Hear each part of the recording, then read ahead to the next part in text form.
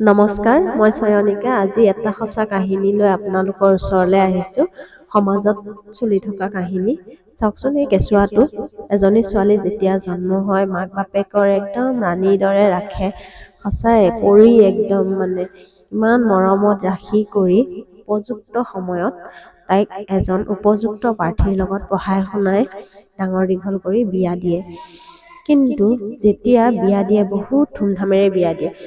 মোৰ নিজৰ ধাৰণাৰ পৰা মই ক'বলৈ বিচাৰোঁ যে তেনেকৈ খুব ধুমধামেৰে বিয়া নিদি তাইৰ কাৰণে অলপ পইচা আৰু যিসকলৰ সমৰ্থক হয় অকণমান মাটি ঘৰ ব্যৱস্থা কৰি দিব লাগে। কাঠৰ ফাৰ্নিচাৰ সা সম্পত্তি দি একো লাভ নাই, কাৰণ বিয়া হোৱাৰ পিছতহে মানুহ এজনৰ প্ৰকৃত ৰূপ বুজি পোৱা যায়।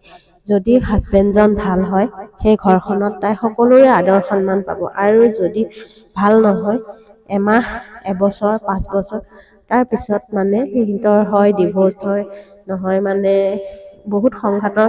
আৰু আজিৰ ডেটত বহুত বোৱাৰীয়ে নিজকে শেষ কৰি দিছে, নহয়নে?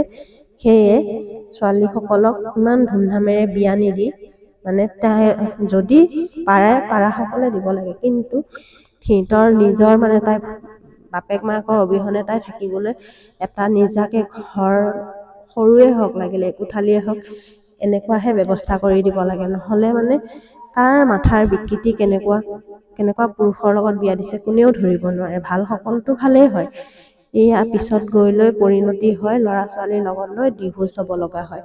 কালি এটা ঘটনা ফেচবুকত মই পাইছোঁ। এজন বৃদ্ধ দেউতাকে পিতেকলৈ ফোন কৰিছে, পিতেকক ছাৰ বুলি। তেওঁ কেনেকুৱা কি স্বভাৱ চৰিত্ৰ গম নাপাওঁ। তেওঁ সেইকাৰণে মই ভিডিঅ'টো বনালোঁ। তেওঁ চাগে ইমান দুখ দিছিল সেইখিনি আমি নাজানো, বা কি কৰিছে সেইটো নাজানো, কিন্তু শেষ পৰিণতিত নিজৰ পুতেকৰ মুখখনো চাবলৈ নাপালে। এইবিলাক কাৰণতে, নহয়নে?